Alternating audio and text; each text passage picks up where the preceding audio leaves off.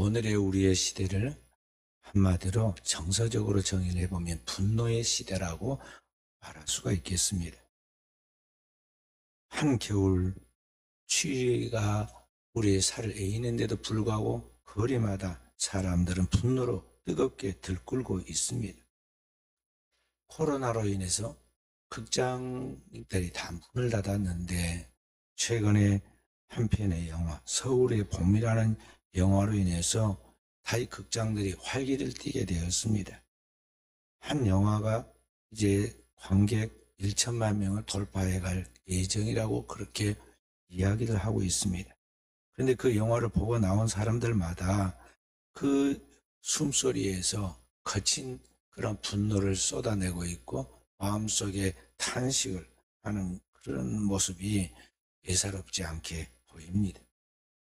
내용은 지금부터 45년 전에 있었던 그런 우리나라 역사적 사건을 각색한 영화인데 실제로 그 시대의 삶을 제가 살아왔기 때문에 저는 영화를 보지 않았지만 영화보다 더 깊은 내막과 그 현실들을 몸으로 체감해서 알고 있습니다. 1979년 12월 12일에 우리나라의 쿠데타를 통해서 대통령이 됐던 박정희 대통령이 18년 동안 철권 통치를 했는데 거의 없는 일로 그렇게 이제 암살을 당합니다. 시해를 당해서 그해 겨울에 우리 대한민국 정국은 아주 암묵한 그러한 세월을 보내게 되었습니다. 저는 그때 바로 그해 바로 그러한 사건이 나기 한 달 전에 11월 19일에 저희 둘째 형님이 아주 젊은 나이인데 병으로 별세한 후라 제가 이제 20대 초반에 신학교 2학년인데 제 손으로 제 형을 이제 장례를 치르고 그런 과정 속에서 국가적으로 일하는 재난들이 닥쳤기 때문에 겹쳐서 매우 힘들었습니다.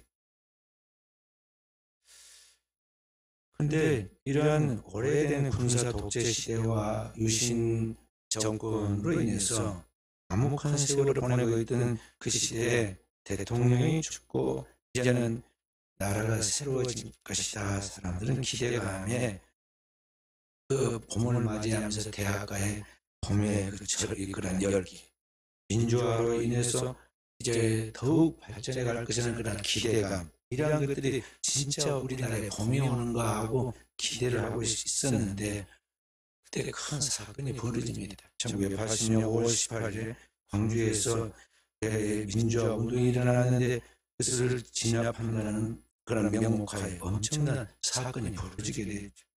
그래서 많은 시민이 죽었습니다. 그때 저는 개인적으로 또 대학 재학 중에 군 소집에 대해서 군대에서 훈련을 받고 있었는데 그 훈련 받는 그 부대가 어디냐면은 광주의 계엄군으로 파견되었던 24단이라는 그 군대였어요.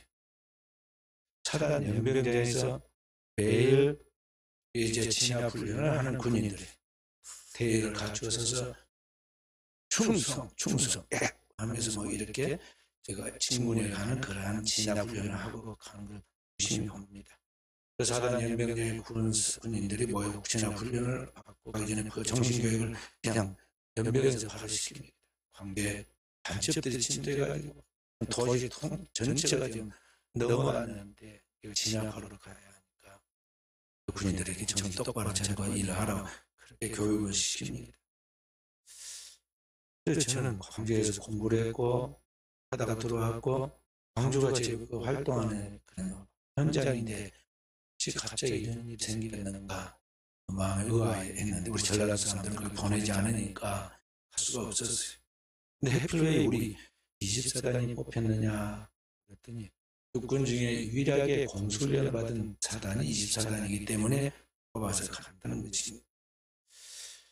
그래서 그 가서 진압 훈련 했던 그 사람들이 현장에 투입됐다가 다시 일을 하고 돌아와서 보고를 했는데 믿을 수 없는 내용들을 이야기합니다. 그래서 큰 충격을 받았어요. 그리고 얼마 후에 제가 이제 휴가를 나가서 광주에 있는 제 신학교에 가서 동기들 이야기를 들었는데 바로 제 같이 공부하던 우리 동료 중에 한 분은 도청에서 이 뇌관을 그 시민분들이 쏘는 총의 그 뇌관들을 해체시켜서 그냥 싸우지 못하게 하려고 그거 작업하다가 거기에서 추임을 당한 그런 이야기도 있었고, 또 가까운 분 중에는 거기서 쫓기다가 아무 관계도 없는 시민인데 쫓기다가 골목에서 죽을 뻔한 이야기도 듣고, 도시 전체가 완전히 뒤바뀌어 있는 것을 보았습니다. 마치 지금 우리가 코로나라는 이 예기치 못한 일들을 경험하고 코로나 이전과 이후가 달라진 것과 같은 비슷한 현상이 나타난 것입니다. 그래서 그때 제가 느끼기를 지금 내가 얼마나 위태한 시대에 그 시대의 한복판에서 살아가고 있는가를 느낄 수 있었어요.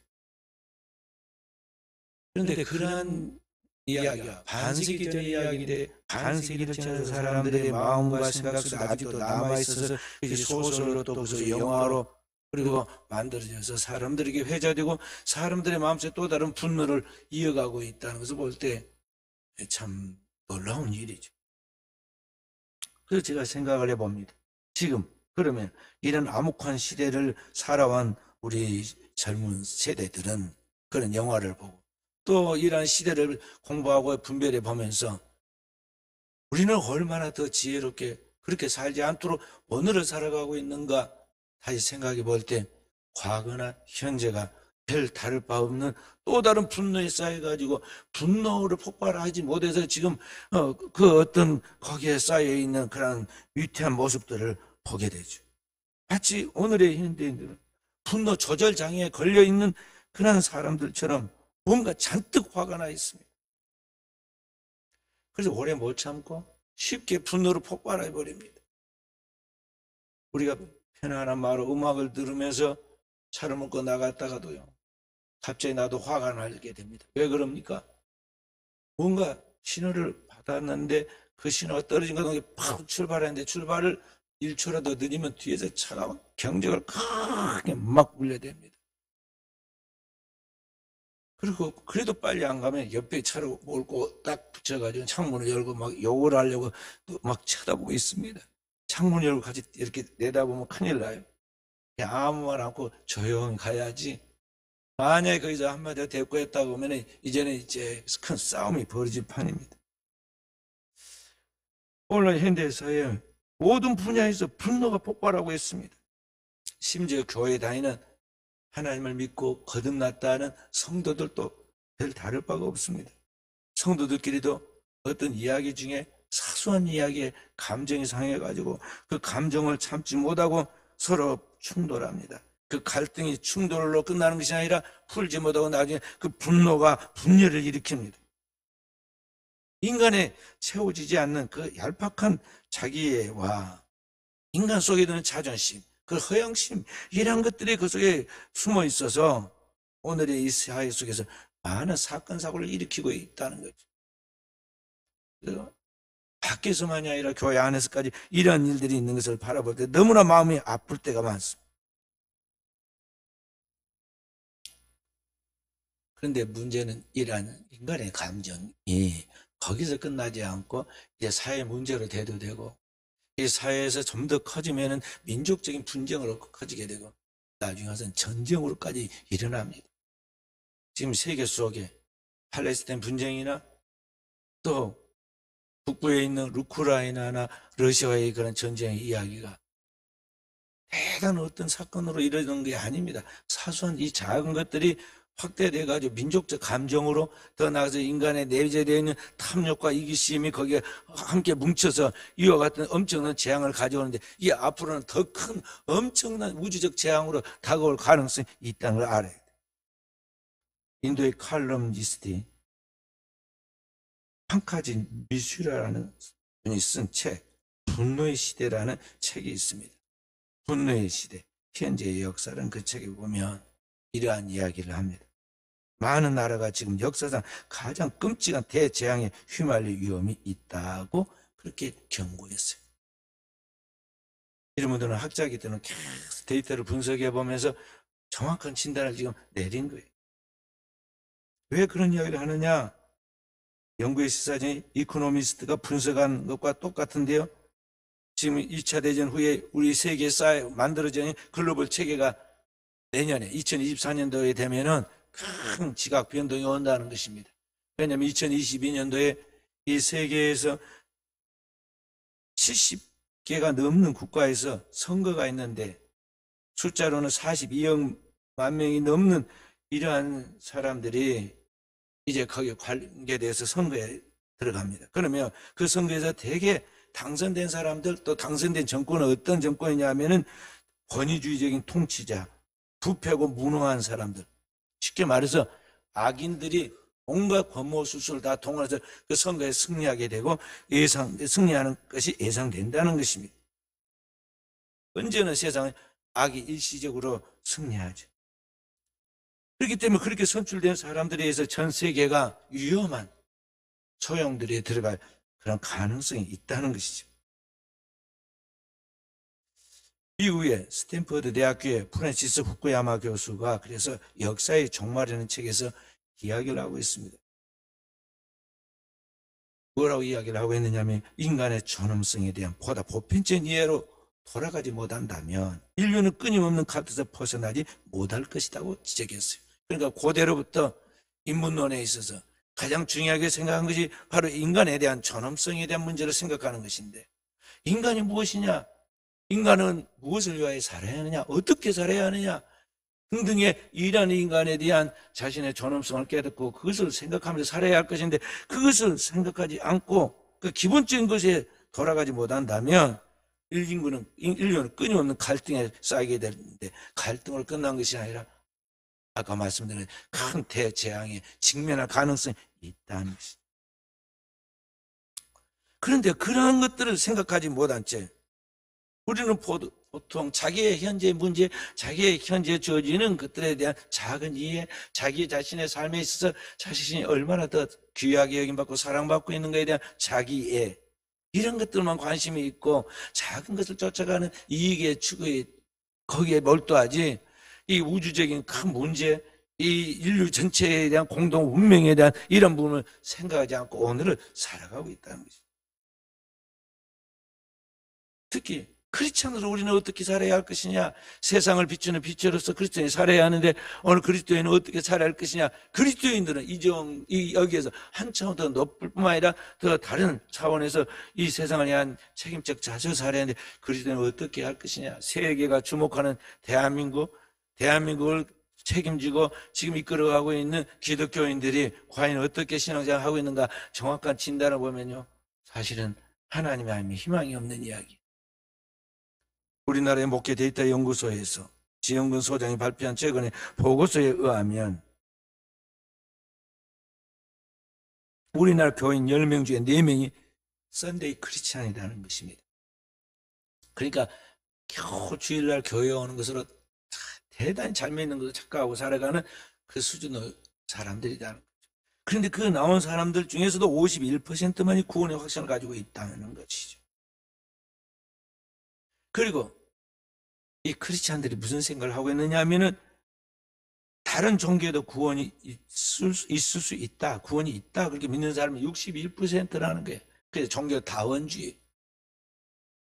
얼마나 기독교의 신앙과는 멀고 기독교의 정확한 신앙관을 갖고 있지 못한 걸 보여주는 것이죠. 더 나아가면은 그렇게 보내주기도 약속했는데 그 약속한 예수 그리스도가 이 말라기 선지자 이후 400년 후에 실제로 이 땅에 생명의 참빛으로 찾아오십니다. 주님도 요한복음 9장 5절에 내가 세상에 있는 동안에 세상이 빛이로다 하고 주님이 자신이 세상의 빛이라고 말씀을 하십니다. 그리고 여기 이제 말라기서 4장을 좀 더 읽어보면 무슨 이야기까지 나오느냐면요, 바로 그 하나님께 세상에 참빛을 보내기 전에 엘리야를 보내리라 그런 이야기 나오죠. 엘리야를 보내주신다 그랬어요. 그래서 아버지의 마음을 아들에게, 아들의 마음을 아버지께 돌아오도록 준비 작업을 시킨다는데, 그 엘리야를 보낸다, 구약의 엘리야 그분 자체를 보낸다는 것이 아니라 엘리야의 심령과 능력으로 주의 길을, 참 빛이신 주님의 길을 예비하도록 보낸 사람을 하나님께서 예비하여 보낸다고 그랬어요. 그분이 누구냐면 세례 요한이에요. 그래서 누가복음 1장에 보면 세례 요한을 뭐라고 말하냐면 엘리야의 심령과 능력으로 왔다고 하나님 보냈다고 이야기를 하고 있어요. 그리고 세례 요한이 이 땅에 와서 바로 세상으로부터 오는 참 빛이 그리스도의 그 빛을 받아들이도록 세상의 주의 길을 예비하는 사람으로 쓰임받는다고 또 계속해서 누가복음 1장에 그에 대하여 예언하고 있는 것을 볼 수가 있습니다. 그러므로 오늘 여러분과 저는 이 세상에 참 빛으로 오신 예수 그리스도가 누구인지를 알고 이 죄와 어둠의 세상에 참 빛을 비추신 예수 그리스도를 통해서 우리가 진정한 빛의 사자들로 거듭나는 깨어있는 종들이 되어야겠습니다. 참 빛으로 세상에 와서 생명의 참 빛을 비추는 그 주님이 이 땅에 오셨는데 요한복음 1장에 계속 읽어보면 무슨 이야기냐면 그 주님이 참 빛으로 이 세상에 왔지만 세상이 어둡기 때문에 너무 어두워서 빛을 깨닫지 못하였고 참 빛으로 오신 예수 그리스도를 영접하지 아니하였다 그랬어요. 그래서 예수 그리스도를 도리어 배척하고 그를 잡아서 십자가에 못 박아서 죽이기까지 하는 그런 악독함을 인간이 보이죠. 그것도 다른 사람이 아니라 하나님의 구별된 의인의 자손인 아브라함과 다윗의 후손들이 바로 유대인들이 하나님 믿는다는 이스라엘 백성들이 그러한 일을 저지르죠. 그만큼 인간이 죄악으로 어두워 있다는 것입니다. 바로 그런 죄인들을 우리 하나님께서 오래 참고 또 참아서 결국은 그리스도 예수를 통해서 우리를 이 어둠에서 구원해낸 것입니다. 인간들은 자기 가운데 삶의 한가운데 찾아오신 참 빛인 예수 그리스도를 알지 못하고 그분이 선포한 진리들을 깨닫지 못하고 그분이 행하신 그 진리의 말씀을 입증하는 하나님의 구원의 기적들을 보면서도 그분이 세상에 오신 하나님의 그런 구원자이심을 그리고 하나님의 아들이심을 그분을 통해 우리가 영원한 생명을 얻는다는 것을 깨닫지 못하고 그래서 끝내 십자가에 못 박아 죽이기까지 하잖아요. 세상의 죄를 담당해 오신 그리스도께서 끝까지 참고 이 불쌍한 영혼들을 긍휼히 여기서 살려보려고 그들의 죄를 다 뒤집어 쓰고 십자가 위에 올라가시죠. 그리고 십자가 위에서 그 죄를 담당하고 조롱하는 내가 그리스도이거든 내려와 보라. 너와 너희 모든 사람을 구원해 보라고 예수 그리스도를 조롱하는 무리들 앞에 예수 그리스도께서 십자가에서 그 힘든 가운데 기도하시잖아요. 아버지, 저들의 죄를 사하여 주십시오. 저들은 자기가 하는 것이 무엇인지 알지 못합니다. 대제사장으로서 속죄의 제사를 자기의 몸으로 제물을 삼아서 드립니다. 그리고 십자가에서 그리스도께서 피와 땀과 눈물을 다 쏟아내고 죄의 값을 치루어서 죽을 때에 우리의 모든 죄와 허물이 다 벗겨지게 되고 속죄되게 된 것입니다. 그리스도의 단 한 번의 제사를 통해서 영원한 속죄가 이 땅에 이루어졌다는 것입니다. 그 속죄로 완전한 속죄로 인류가 하나님 앞에 나아갈 수 있는 길과 진리와 생명이 되어서 그 모든 것을 완성해 놓으신 그리스도가 죽음의 그 마지막 순간에 외친 마지막 말씀이 무엇이냐면 다 이루었다. 라틴어 테텔레스타이 값을 다 치렀다. 값을 다 치렀다. 죄의 값은 사망인데 인류가 지은 죄에 대한 모든 것들의 죄의 값을 홀로 다 담당하고 값을 치렀다는 거예요. 이후로는 그리스도 예수를 통해서 하나님 앞에 단번에 나갈 수 있는 길이 열렸고 그리스도 예수의 이름으로 모든 죄가 속죄되고 그 이름을 믿고 영접하는 자마다 멸망증과 영생을 얻는 축복을 받게 된 것입니다. 그래서 오늘 살아가는 우리가 그리스도 예수를 통해서 내 안에 있는 모든 어둠을 깨닫고 그 예수 그리스도의 이름으로 회개하고 그 예수 그리스도를 영접하고 그 예수 그리스도 안에 오늘 그 진리 안에 살아가는 가운데 여러분과 제가 외양간에서 나오는 송아지처럼 깨끗하게 영육간의 치움을 받고 새롭게 살아가는 그러한 삶을 살아갈 수 있기를 주님의 이름으로 축원드립니다. 그게 아버지의 뜻이에요. 부모가 자녀 잘 되기를 다 바라듯이 하나님이 우리에 대한 것은 재앙이 아니라 멸망이 아니라 구원과 영원한 생명이고 하나님 앞에 평안이 진정한 축복입니다. 그 주님으로 말미암아 오늘도 우리가 참된 자유를 참된 평안을 참된 강건함을 영육간에 승리하는 축복을 자손만대의 영원한 하나님의 영광을 누리게 되는 것이 우리 하나님의 기쁨이다 이 말이에요. 그래서 우리가 그렇게 영적으로 서야 돼요. 진리의 말씀을 붙들고 끝까지 살아 그런 말씀. 주님이 나를 사랑한 것까지 나도 주님의 사랑으로 주님을 사랑하고 그 사랑으로 오늘 주님이 우리 모든 사람을 받아준 것까지 우리 모든 사람을 받아야 돼. 왜 그렇게 따지고 왜 그렇게 그냥 그렇게 철없이 감정적으로 흐릅니까? 유괴신앙에서 혼외신앙으로, 혼외신앙에서 영의신앙으로 도약해야 돼요. 깊은 바다에 유영하여 거기서 바다의 파도를 타고 즐기듯이 우리가 하나님의 은혜의 바다 속에, 하나님의 은혜의 물결 속에서 영육간의 자유함을 누리고 평안을 누리고 즐겨야 하는데 말이죠. 어린 아이들이 바닷가에 그 치는 파도 옆에서 팔쩍팔쩍 뛰고 물에 들어가서 즐기는 것을 아직 못 즐기고, 그리고 물가에서 놀듯이 신앙생활 언제까지 그렇게 시시하게 할 것이냐 하는 것이죠. 깊은 은혜의 바다로 들어가요. 깊은 은혜의 바다, 은사의 바다로 들어가라.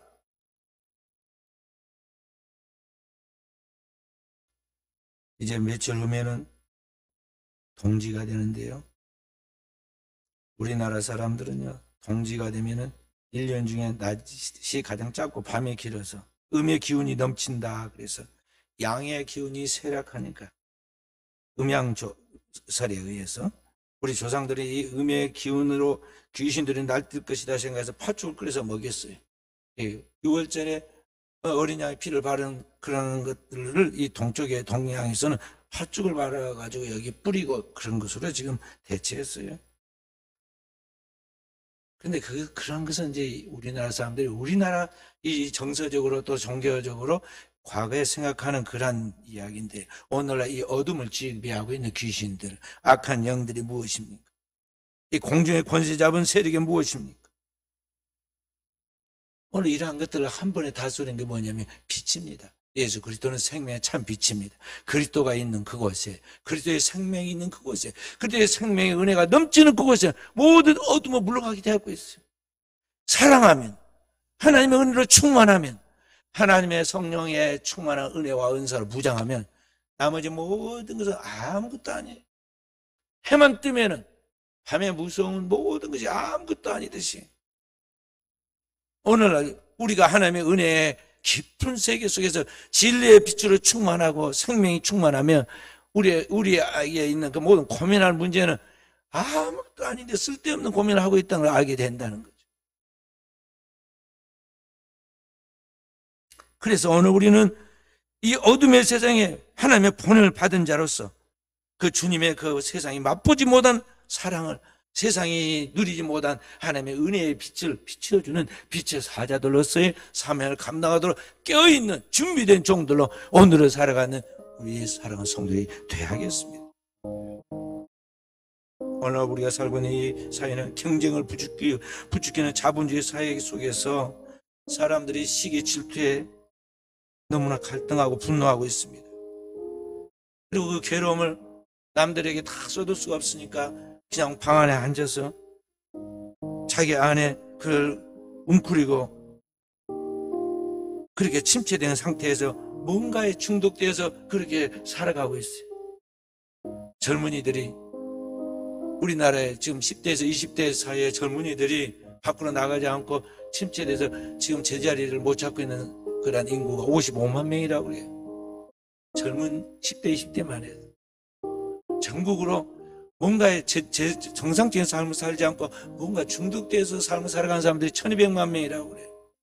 데이터에 나온 거. 우리나라 사람들이 지금 뭔가에 지금 비정상적인 삶을 살아가고 있어요. 10대, 20대 청소년 55만 명들 중에 자살을 생각한 사람들이 70%라고 이야기 나왔습니다. 이들이 제대로 되지 않는 세상의 삶 속에서, 정리되지 않는 생각 속에서 그들은 자살을 생각하고 갈등하고 분노하고 그것을 어느 순간에 예측지 못한 그런 폭발을 일으켰는데, 그게 오늘 이 사회의 문제로 사건 사고로 나오는 거예요.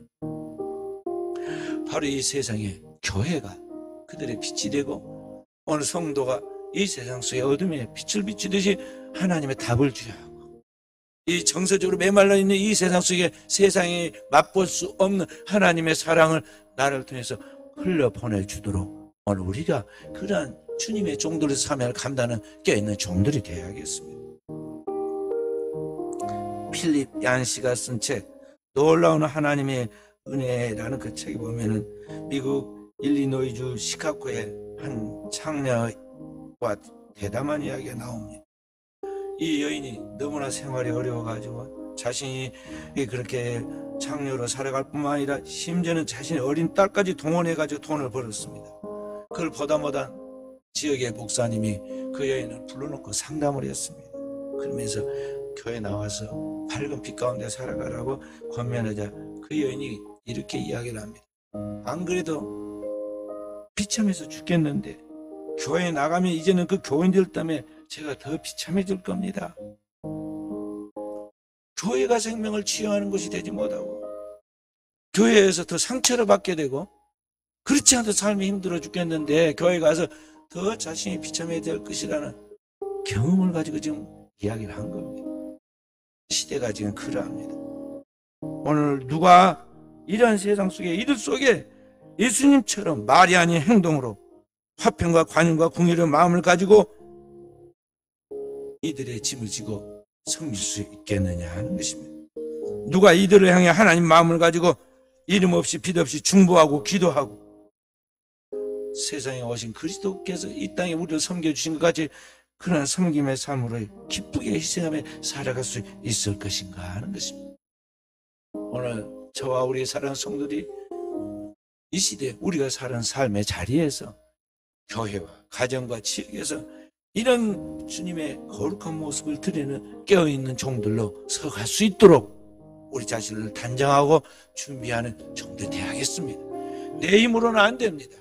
그렇게 살려고 주의 말씀을 붙들고 기도할 때 성령이 우리 연약함을 도우시고 어떻게 기도할 것부터 시작해서 어떻게 생각하고 어떻게 말할 것인가에 대하여 그리고 그러한 살아가는 삶을 살아갈 수 있도록 능력을 부어주실 것입니다. 이러한 성령의 도우심 속에 승리하는 깨어있는 우리 사랑하는 성도들이 다 되어지기를 주님의 이름으로 축원드립니다. 찬송가 274장 찬송 다 함께 부르며 기도하십시다.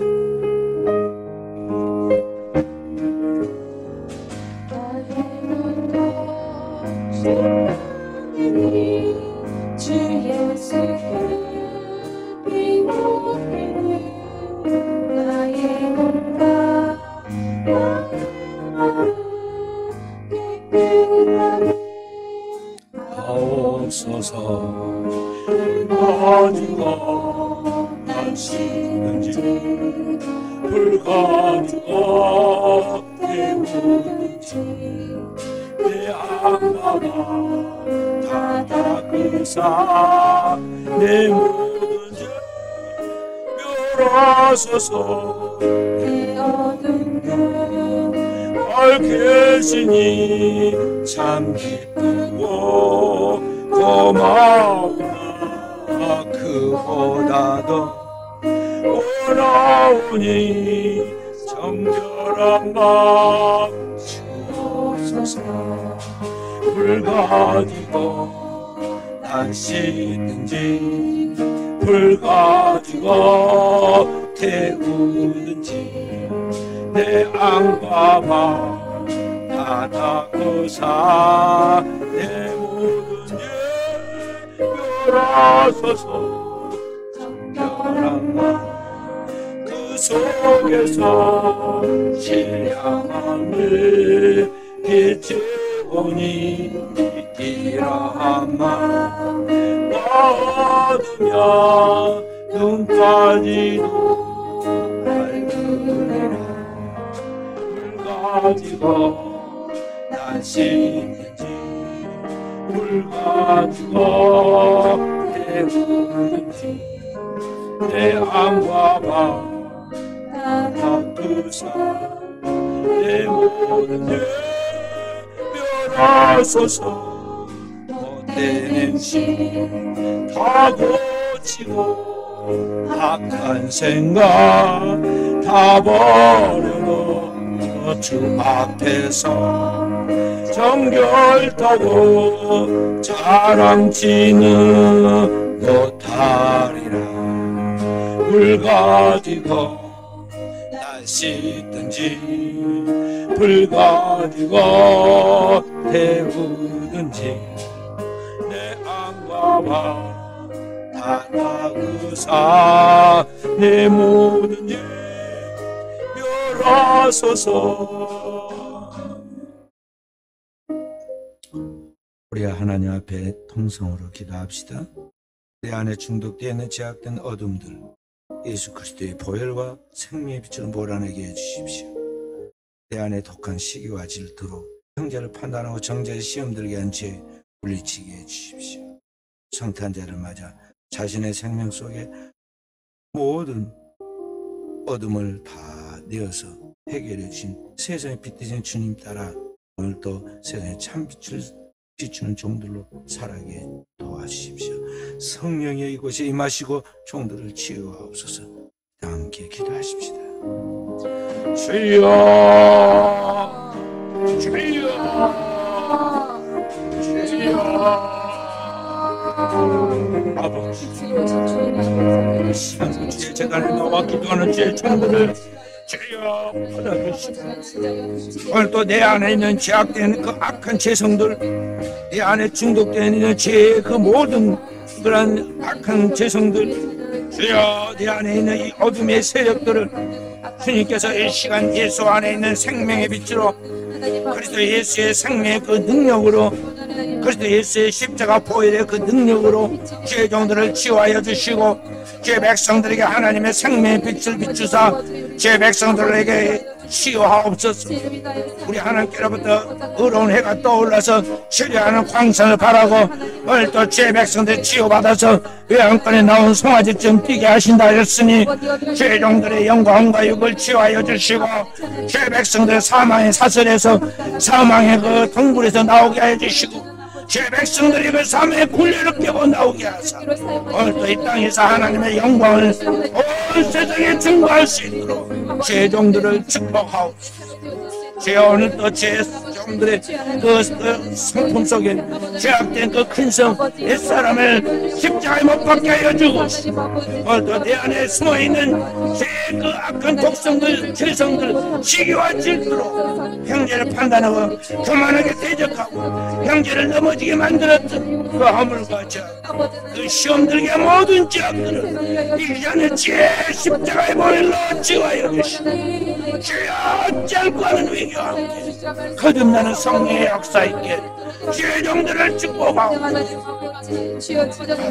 오늘도 세상에 생명을 위하여 자신의 그 거룩한 생명 하나님의 생명을 내어주시고 십자가 위에서 피를 흘려 영원한 속죄의 희생을 치르신 우리 주님의 그 큰 사랑 그 큰 은혜 그 큰 축복을 주의 종들이 느끼게 하시고 경험하게 하시고 그 큰 사랑을 받아먹게 해주시고 그 큰 사랑으로 주의 종들이 거듭나게 하옵소서. 성령이여 이 시간 주의 사랑한 종들을 이 시간 치유하옵소서. 종과 제 백성들을 거듭나게 해 새로운 비전을 되게 하시고 새로운 전쟁을 도약하게 하옵소서. 성화되게 하옵소서. 서지 못하고 섰다고 생각하는 교만하고 자만한 우리의 그 가증한 모습들 주여 시간에 주님 빛으로 비춰주시고 주여 해결하여 새 사람으로 새로운 비전으로 주의 영적인 사람으로 서게 하옵소서. 세상에 그리스도를 보여주는 빛의 사자들로 빛의 열매를 맺도록 주의 종들을 축복하옵소서.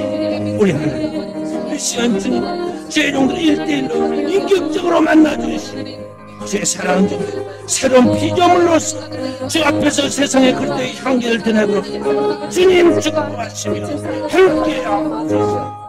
구주 예수 기도합니다.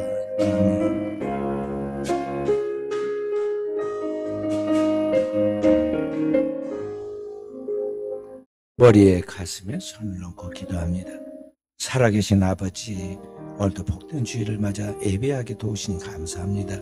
예배하는 주의 종들 항상 하나님의 눈으로 스스로 자신을 볼 수 있는 영적인 안목, 통찰력을 주시고 주님 앞에서 내가 얼마나 부족하고 허물 많은 죄인이고 죄의 덩어리인가 죄인의 개수인가를 깨닫고 날마다 주님의 성령 검 하나님 말씀으로 자신을 찾아 복종시키고 하나님 말씀으로 스스로의 그리스도의 새로운 피조물로 재창조되도록 우리 자신을 주님 앞에 위임하며 나아가는 깨있는 종들 되도록 축복하옵소서. 주님 오늘도 섰다고 생각하자 넘어질까 조심하라 했습니다. 우리는 서 있는 것이 아니고 하나님의 배에 만들어져가는 과정에 놓여 있고 교회는 완전하지 못하고 항상 도상 위에 있는 존재로 천국 가는 과정 중에 있던 걸 알고 항상 서로를 귀히 여기고 허물을 덮게 해 주시고 사랑하게 해 주시고 섬기는 자로서 희생하는 깨어있는 종들로 우리 하나님 앞에 영광 돌리게 하옵소서. 내가 나사렛 예수 그리스도의 이름으로 맹하노라. 죄 백성들 속에 독한 시기와 질투 미움과 분쟁을 일으켜서 하나님의 영광과 그 축복을 가로막도록 격동하고 충돌하는 더러운 원수 마귀야, 이 시간 죄 백성들의 생각과 감정과 뇌리에서 떠나갈지어다. 악한 영 더러운 원수 마귀야, 오늘 또 죄 백성들의 그 삶의 자리에서 충동하고 격동하여 하나님의 은혜를 소멸시키고 세상의 잘못된 생각에 붙잡혀서 잘못된 결정을 내리고 행동하도록 역사한 악한 영 더러운 원수 마귀는 이 시간 주의 백성들의 그 오장 육부와 신체에서 떠나갈지어다. 가정과 환경에서 직장에서 떠나갈지어다. 주여 오늘 또 주의 종들에게 성령으로 안수하여 주시고 그 영원한 말씀으로 치유하옵소서. 영육간에 강건케 하여 주시고 주의 백성들의 영과 혼과 육을 치유하서 외양간에서 나온 송아지가 뛰노는 것 같이 하나님의 은혜의 세계에서 뛰노는 깨어있는 종들로 축복하옵소서. 인도하여 주심을 감사드리며 모든 말씀을 구주 예수님 이름으로 기도하옵나이다. 아멘. 찬송가 289장 부르면 준비한 예물을 하나님께 드립니다.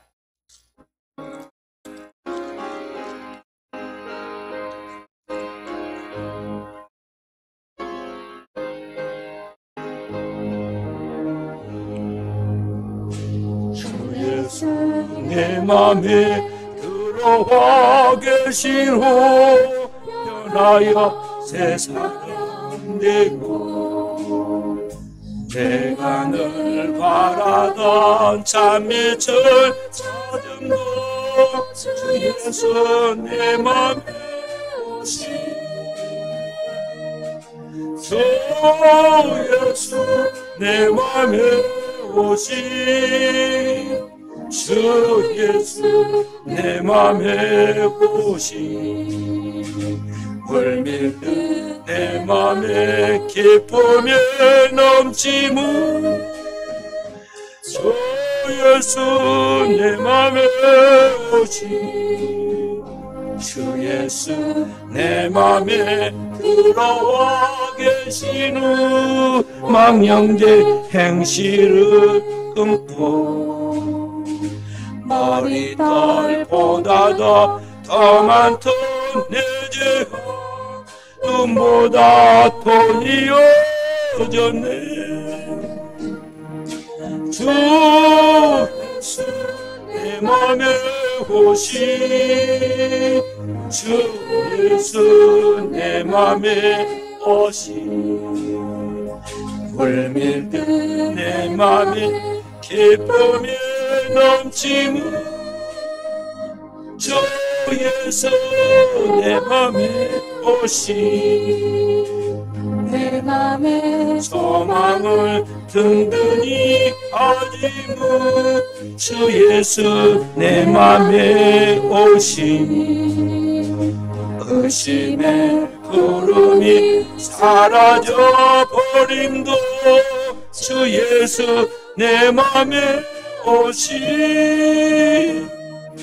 주 예수 내 맘에 오시 주 예수 내 맘에 오시 물밀듯 내 맘에 기쁨이 넘치무 주 예수 내 맘에 오시 사랑의 음침한 골짜기 바다가 밝음이 어연히 비쳐 차라리 하늘 무한하게 보임도 주 예수 내 맘에 오시 주 예수 내 맘에 오시 주 예수 내 맘에 오시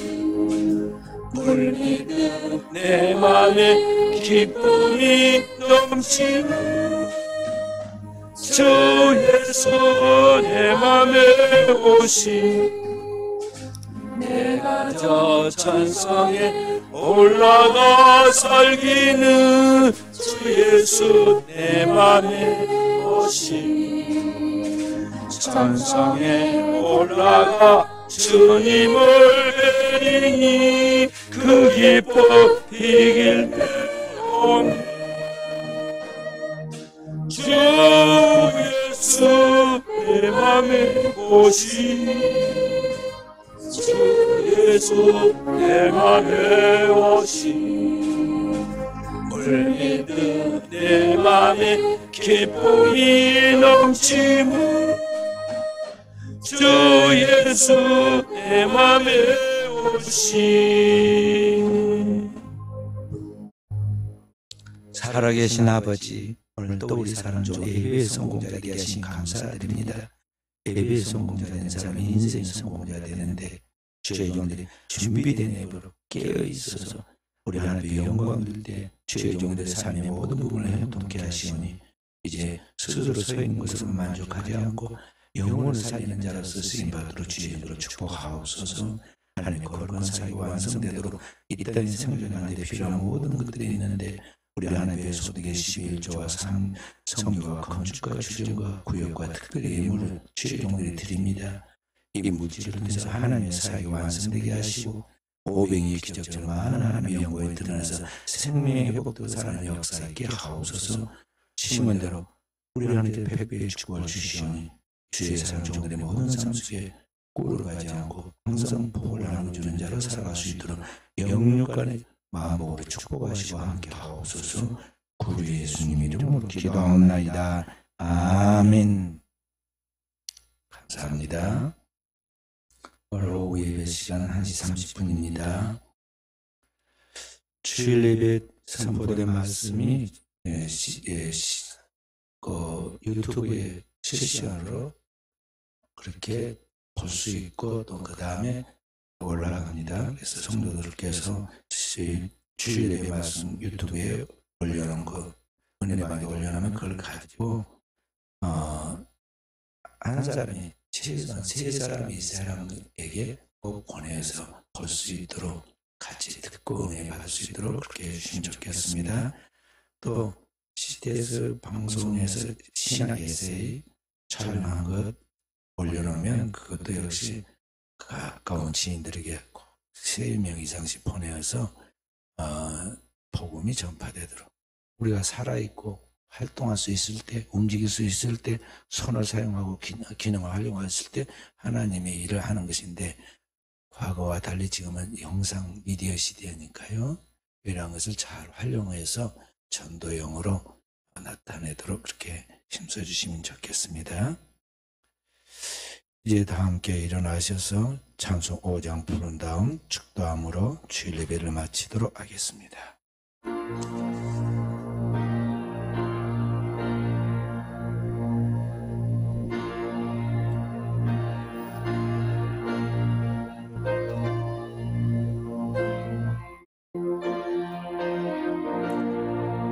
이 천지가 만물들아 이 천지가 만물들아 복 주시는 주 여호와 전능성부 성자 성령 찬송하고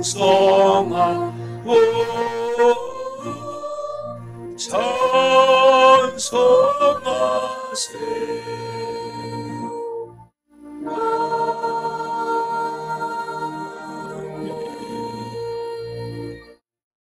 지금은 우리를 모든 죄에서 구속해 주신 우리 구주 예수 그리스도의 은혜와 독생자를 이 땅에 보내서 우리를 자녀 삼아 주신 아버지 하나님의 그 마음까지 사랑하신가